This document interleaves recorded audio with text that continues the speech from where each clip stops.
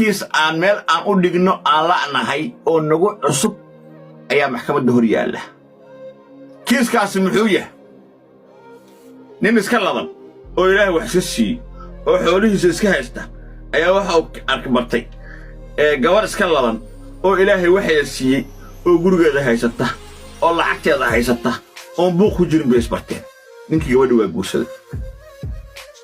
gabadha laba cunug bay haysata garow laba cunug hayay bal fiiri mucjisada soo socod bal mucjisada Soomaaliya fiiriya ninkii gabadha ilaahay baa wax isugu diray gabadhi wuxuu kari waa ninkii gurigi ninkeedii hore ka dhintay iyo sawirka inta u saaray sawirka inta u saaray mid kale saa isku yihiin inta u dhagan